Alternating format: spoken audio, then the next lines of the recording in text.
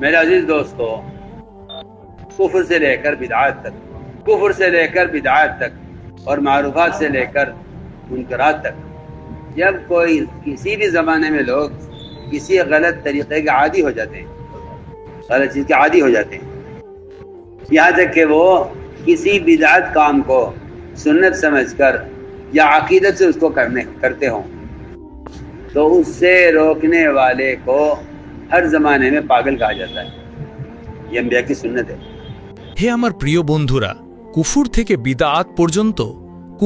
বিদআত পর্যন্ত এবং মারুফাত থেকে মুনকারাত পর্যন্ত যখন কোনো যুগের মানুষ কোনো ভুল অভ্যেসে অভ্যস্ত হয়ে যায়, কোনো ভুল জিনিসের প্রতি আসক্ত হয়ে যায়, এমনকি তারা কোনো বিদআতি কাজকে সুন্নত মনে করে বা আকীদার সাথে তা করে, তখন তা থেকে নিষেধকারীকে প্রত্যেক যুগে পাগল বলা হয়েছে। এটা নবীদের সুন্নত। اگر آپ زمانے کے اعتبار سے، لوگوں کے مزاج کے اعتبار سے بولیں تو آپ لوگوں کے نزدیک انتہائی مقبول ہوں گے، مگر اللہ کے یہاں آپ مردود ہوں گے۔ آپ اللہ کے یہاں مردود ہوں گے، آپ عند الناس مقبول ہو جائیں گے، آپ عند الناس مقبول ہو جائیں گے، اس لیے کہ آپ عوام کی رعایت اور ان کی چاہت کے مطابق بول رہے ہیں۔ اور اگر آپ عوام کے مزاج اور ان کی چاہت، ان کے معمول جس کو وہ صحیح سمجھتے ہیں، اگر آپ اس کے خلاف بولیں گے تو آپ عند الناس عند اللہ مقبول ہوں گے، لیکن عند الناس آپ مردود ہوں گے، لوگ آپ کو پاگل کہیں گے۔ میں صاف سے عرض کرتا ہوں، کسی کی بات کو اس کا تفرد یا تشدد کہنے کا مزاج صرف ان لوگوں کا ہوگا جو ماحول سے، زمانے سے، حالات سے متاثر ہے۔ ان کو آپ کی بات تشدد محسوس ہوگی۔ وجہ کیا ہے؟ وجہ یہ ہوگی کہ آپ غلط چیز کے اتنے عادی ہو جائیں گے کہ آپ کا اس کے خلاف سننا آپ کو برداشت نہیں ہوگا۔ تو اگر وہ چیز جائز ہوئی تب تو اور بھی زیادہ آپ کے لیے اس کے خلاف برداشت کرنا اور مشکل ہو جائے گا، کیونکہ آپ کے پاس اس کے جواز کا فتویٰ ہوگا۔ میں آپ سے بے تکلف بول رہا ہوں۔ আপনি যদি যুগের হিসেবে মানুষের মেজাজ অনুযায়ী কথা বলেন, তাহলে আপনি মানুষের কাছে অত্যন্ত জনপ্রিয় হবেন, কিন্তু আল্লাহর কাছে আপনি হবেন পরিত্যক্ত। আপনি আল্লাহর কাছে পরিত্যক্ত হবেন, আপনি মানুষের কাছে জনপ্রিয় হয়ে যাবেন। আপনি মানুষের কাছে জনপ্রিয় হয়ে যাবেন কারণ আপনি জনসাধারণের সুবিধা এবং তাদের ইচ্ছা অনুযায়ী কথা বলছেন। আর যদি আপনি জনসাধারণের মেজাজ এবং তাদের ইচ্ছা, তাদের অভ্যাস, যেটাকে তারা সঠিক মনে করে, তার বিরুদ্ধে কথা বলেন, তাহলে আপনি আল্লাহর কাছে গৃহীত হবেন কিন্তু মানুষের কাছে পরিত্যক্ত হবেন। মানুষ আপনাকে পাগল বলবে। আমি পরিষ্কারভাবে বলতে চাই, কারো কথাকে তার একগুয়েমি বা গোড়ামি বলার মানসিকতা শুধু তাদেরই হবে যারা পরিবেশ, যুগ এবং পরিস্থিতি দ্বারা প্রভাবিত। তাদের কাছে আপনার কথা গোড়ামি মনে হবে। কারণ কি? কারণ হলো আপনি ভুল জিনিসের প্রতি এতটাই অভ্যস্ত হয়ে যাবেন যে তার বিরুদ্ধে কিছু শোনা আপনার পক্ষে অসহনীয় হবে। যদি সেই জিনিসটা জায়েজও হয়, তাহলেও তার বিরুদ্ধে সহ্য করা আপনার জন্য আরও কঠিন হয়ে যাবে, কারণ আপনার কাছে তার জায়েজ হবার ফতোয়া থাকবে। আমি আপনার সাথে খোলামেলা কথা বলছি। میں آپ سے صاف کہتا ہوں، ایک مسلمان کے دین کے انحطاط کے لیے اتنا کافی ہے کہ وہ خلاف سنت چیز کو دیکھ کر ناراض نہ ہو۔ ایک مسلمان کے دین کے انحطاط کے لیے اتنا کافی ہے کہ وہ خلاف سنت چیز کو دیکھ کر ناراض نہ ہو۔ یہ اس کے دین کے انحطاط کے لیے مولوی صاحب، اگرچہ وہ چیز جائز کیوں نہ ہو، جائز کیوں نہ ہو، لیکن اگر وہ خلاف سنت ہے اور آپ کو اس سے جو ہے وحشت اور اس سے آپ کو نفرت اس سے نہیں ہے، تو یہ آپ کے دین کے انحطاط کی علامت ہے۔ میری بات بہت مشکل ہے مگر مجھے عرض کرنی ہے۔ میری بات کا خلاصہ ہے کہ جس زمانے میں بھی جو لوگ جس غلط چیز کے عادی ہو جائیں گے، بت پرستی سے لے کے بدعات تک، منکرات تک، اس سے نیچے اتریے۔ جائز چیزیں ہوں گی لیکن وہ خود جائز ہوں گی، ان کا استعمال ناجائز تک پہنچا دے گا یقینی طور پر۔ آپ اس کے خلاف سننا پسند نہیں کریں گے، کیونکہ آپ کی طبیعت ایک چیز سے مانوس ہو چکی ہے، اس کے خلاف بولنے والے کو آپ متشدد کہیں گے۔ دور انبیاء میں اور دور جہالت میں لوگ انبیاء علیہ السلام کو پاگل کہتے تھے، حالانکہ بہت سے کفار، بہت سے مشرکین وہ بتوں کی پوجا کو کچھ نہیں سمجھتے تھے، وہ جانتے تھے کہ یہ بت ہیں، یہ کچھ نہیں ہے، ان کی عبادت کرنا فضول ہے، کفار جانتے تھے۔ آپ نے پوچھا تھا حضرت حسین سے کہ حسین یہ بتاؤ تم کتنے معبودوں کی پوجا کرتے؟ اس نے کہا جی 7 زمین میں ہے، 1 آسمان میں ہے۔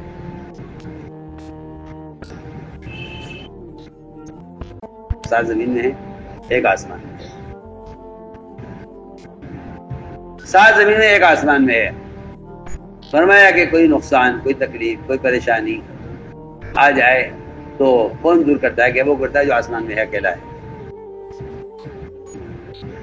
اس کے باوجود جب ان کی عادت بت پرستی کی بن گئی، جبکہ وہ مانتے ہیں کہ اللہ ایک ہے، آسمانوں میں ہے، تو اس بت پرستی کی مخالفت پر نبیوں کو پاگل کہا گیا ہے۔ کہ آپ حالات، ماحول، مزاج کے اعتبار سے بات کیجئے، اس کے خلاف آپ بولیں گے تو آپ کو پاگل کہا جائے گا، کیونکہ آپ ہمارے سمجھدار عقل مند لوگوں کو، میں آج صاف کہتا ہوں آپ سے، جو لوگ بدعات کرتے ہیں انہیں بدعتوں سے ایسی عقیدت ہوتی ہے کہ اگر آپ ان سے روکیں گے تو وہ آپ کا مقابلہ کریں گے اور یہ کہیں گے کہ یہ ہمیں نیک کام سے روکتے ہیں، یہ بدعت ان کے نزدیک نیکی بن چکی ہے۔ تو میں نے عرض کیا کہ آدمی اگر ان باتوں کا لحاظ رکھے اور عوام کے اغلاط اور ان کی بیرا روی کا پر جو ہے نکیر نہ کرے، تو ایسے آدمی کو لوگ کہیں گے بھائی یہ بہت عقل مند ہے، سمجھدار ہے، اور یہ ماشاءاللہ بردبار ہے۔ جی ہاں، اسے بردبار کہیں گے کہ یہ بڑا بردبار ہے، حالانکہ خدا کی قسم یہ نفاق ہے، بردباری نہیں ہے۔ یہ نفاق ہے، کوئی بردباری نہیں ہے۔ جو آدمی حالات، ماحول کی وجہ سے منکر سے نہ روکے وہ منافق ہے۔ صاف فرمایا کہ اگر وہ لوگ خوش کرنے کے لیے وہ کسی منکر سے جہبوشی کر لیتا ہے تو سمجھ لیجئے کہ وہ نفاق ہے، کیونکہ صاف فرمایا سفیان رحمۃ اللہ علیہ نے کہ اس آدمی کی اس حرکت کی وجہ سے لوگ اس سے خوش رہتے ہوں، اغلب یہ ہے کہ وہ মুদাহিন হবে, আগলে বেগে মুদাহিন। আমি আপনাকে পরিষ্কারভাবে বলছি, একজন মুসলমানের ধর্মের অধঃপতনের জন্য এটাই যথেষ্ট যে সে সুন্নতের বিপরীত কোনো জিনিস দেখে অসন্তুষ্ট হয় না। একজন মুসলমানের ধর্মের অধঃপতনের জন্য এটাই যথেষ্ট যে সে সুন্নতের বিপরীত কোনো জিনিস দেখে অসন্তুষ্ট হয় না। এটা তার ধর্মের অধঃপতনের জন্য যথেষ্ট মৌলভী সাহেব। যদিও সেই জিনিসটি জায়েজও হয়, যদি তা জায়েজও হয়, কিন্তু যদি তা সুন্নতের পরিপন্থী হয় এবং আপনার মনে তা নিয়ে কোনো দ্বিধা, ঘৃণা বা অসন্তোষ না থাকে, তাহলে তা আপনার দিনের অধঃপতনের লক্ষণ। আমার এই কথাটি বলা খুব কঠিন, কিন্তু আমাকে বলতেই হবে।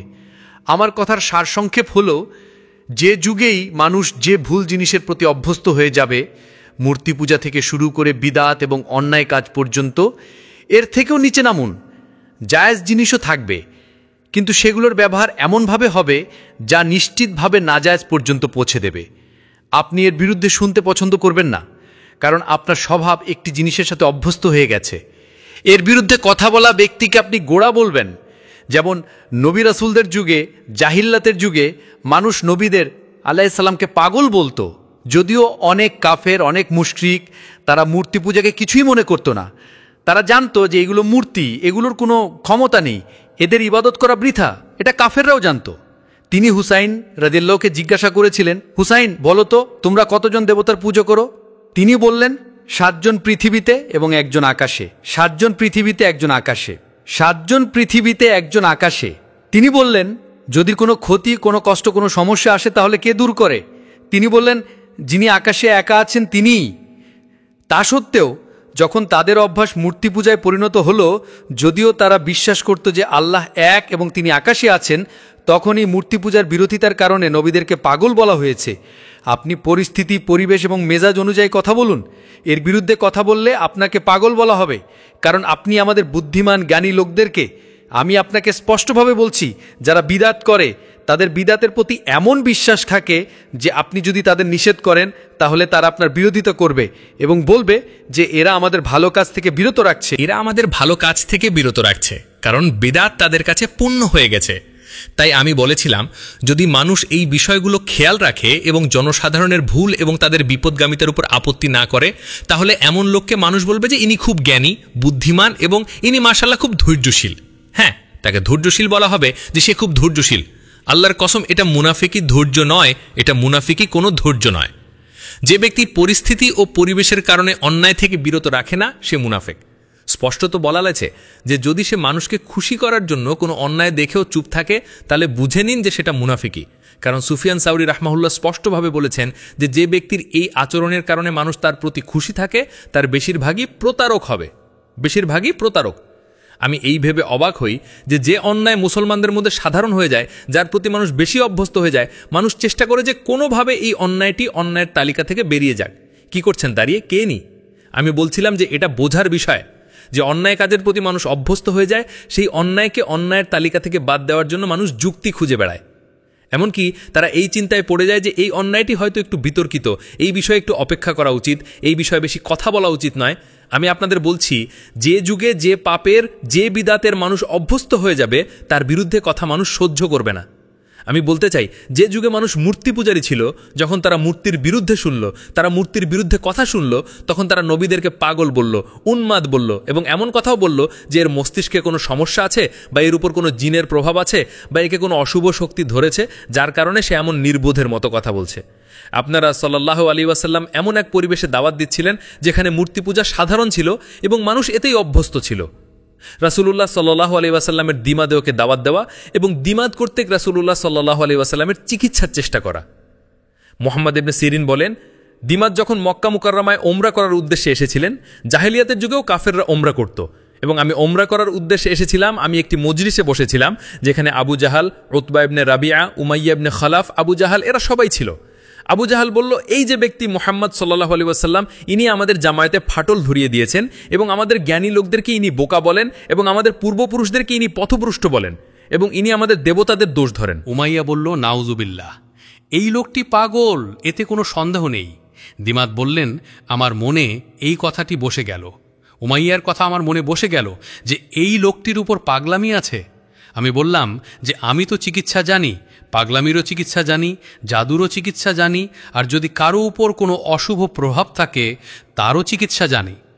সুতরাং তিনি বলেন, আমি সেখান থেকে উঠে আপনাকে খুঁজলাম, কিন্তু আপনাকে পেলাম না। আমি আপনাকে খুঁজলাম, পরের দিন আপনার সাথে আমার সাক্ষাৎ হলো। আমি আপনার কাছে এসে দেখলাম যে আপনি মাকামে ইব্রাহিমের পিছনে নামাজ পড়ছেন। আমি আপনার কাছে এসে বসলাম। আপনি নামাজ শেষ করে আমি বললাম, হে ইবনে আব্দুল মুত্তালেব, আপনি পুরোপুরি আমার দিকে মনোযোগ দিলেন। যদি আমি অন্য কারোর সাথে কথা বলতাম, আপনি হয়তো আমার দিকে মনোযোগ দিতেন না। আপনি পুরোপুরি আমার দিকে মনোযোগ দিলেন। তিনি বললেন, কি চাও? তিনি বললেন, কি চাও? আমি বললাম, আমি কারো উপর অশুভ শক্তি লাগলে বা জিনের প্রভাব হলে আমি তার চিকিৎসা জানি। আপনি যদি চান আমি আপনার চিকিৎসা করতে পারি। আপনি আপনার অসুস্থতাকে বড় মনে করবেন না। আমি তাদেরও চিকিৎসা করেছি যারা আপনার চেয়েও খারাপ অবস্থায় ছিল, নাউজুবিল্লাহ। আমি তাদেরও চিকিৎসা করেছি, তারাও সুস্থ হয়ে গেছে এবং আল্লাহ আমার মাধ্যমে তাদেরও আরোগ্য দিয়েছেন। আল্লাহ আপনাকেও আরোগ্য দেবেন। মুশরিক বলছে যে আরোগ্য আল্লাহ দেন, আল্লাহর হাতেই আছে।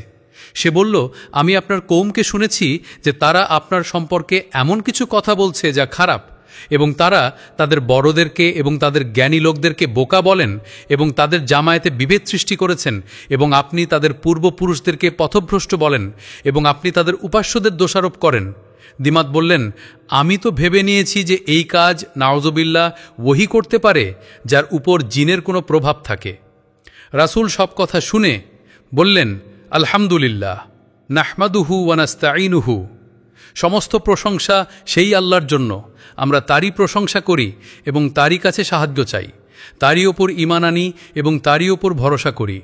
আল্লাহ যাকে হেদায়েত দেন তাকে কেউ পথভ্রষ্ট করতে পারে না, আর আল্লাহ যাকে পথভ্রষ্ট করেন তাকে কেউ হেদায়েত দিতে পারে না। আমি সাক্ষ্য দিচ্ছি যে আল্লাহ ছাড়া কোনো উপাস্য নেই, তিনি এক, তার কোনো শরিক নেই। আমি সাক্ষ্য দিচ্ছি যে মুহাম্মদ সাল্লাল্লাহু আলাইহি ওয়াসাল্লাম আল্লাহর বান্দা ও তার রাসূল। দিমাত বলেন, আমি এমন কথা কখনো শুনিনি, এত সুন্দর কথা, এত ভালো কথা, যদিও এত সহজ শব্দ, কিন্তু সেই একই কথা যে যখন কোনো ব্যক্তি মুখাতেবের হেদায়েত চায় এবং প্রতিপক্ষের হেদায়েত চায়, তখন আল্লাহ তার কথায় আকর্ষণ সৃষ্টি করে দেয়। সে বলল, আমি এর চেয়ে ভালো কথা কখনো শুনিনি। আমি আপনাকে বললাম, এই কথাগুলো আবার বলুন, আবার বলুন, আবার বলুন। আপনি কি বলেছেন? আমি আপনার কাছে এই কথাগুলো পুনরাবৃত্তি করার অনুরোধ করলাম। আপনি এই কথাগুলো আবার বললেন। তারপর আমি বললাম, হে মুহাম্মদ, আপনি কিসের দাওয়াত দেন? আপনি বললেন এই কথার যে তুমি আল্লাহর উপর ঈমান আনো, যিনি এক, তার কোনো শরিক নেই, এবং মূর্তি পূজা থেকে নিজের ঘাড়কে মুক্ত করো এবং মূর্তি পূজার শিকল নিজের ঘাট থেকে খুলে ফেলো এবং সাক্ষ্য দাও যে আমি আল্লাহর রসুল। আমি বললাম, যদি আমি এটা করে নেই যে আপনি বলছেন, তাহলে আমি কি পাবো? আমাকে কি দেওয়া হবে? ভাবুন তো, রসুল সাল্লাল্লাহু আলাইহি ওয়াসাল্লাম একজন কাফিরকেও এটা বলছেন না যে তুমি দুনিয়া পাবে, তিনি বললেন তুমি জান্নাত পাবে। একজন কাফের জিজ্ঞাসা করছে, যদি আমি আপনার কথা মেনে নেই তাহলে আমি কি পাবো? আপনি বললেন লাকাল জান্নাহ, তুমি জান্নাত পাবে। সে বলল, বেশ ভালো কথা, যদি এই কথা হয় তাহলে আমি সাক্ষ্য দিচ্ছি যে আল্লাহ ছাড়া কোনো উপাস্য নেই, তিনি এক, তার কোনো শরিক নেই, এবং আমি মূর্তি পূজা থেকে নিজেকে মুক্ত করছি এবং আমার ঘাট থেকে মূর্তি পূজার শিকল খুলে ফেলছি এবং আমি মূর্তি পূজা থেকে মুক্ত, এবং আমি সাক্ষ্য দিচ্ছি যে আপনি আল্লাহর বান্দা ও তার রসুল। তিনি বলেন, আমি আপনার কাছেই থাকলাম যতক্ষণ না আমি কোরআনের অনেক সূরা আপনার কাছ থেকে শিখে নিলাম। তারপর আমি আমার কওমের কাছে ফিরে গেলাম। আব্দুল্লাহ ইবনে আব্বাস রাদিয়াল্লাহু আনহুমা বলেন যে রাসূল সাল্লাল্লাহু আলাইহি ওয়াসাল্লাম এদিকে আলী ইবনে আবি তালিব রাদিয়াল্লাহু আনহুকে একটি সেনাদল নিয়ে পাঠিয়েছিলেন সাহাবাদের একটি জামায়াত দিয়ে। তারা তাদের 20টি উট গনিমতের মাল হিসেবে নিয়ে এসেছিল।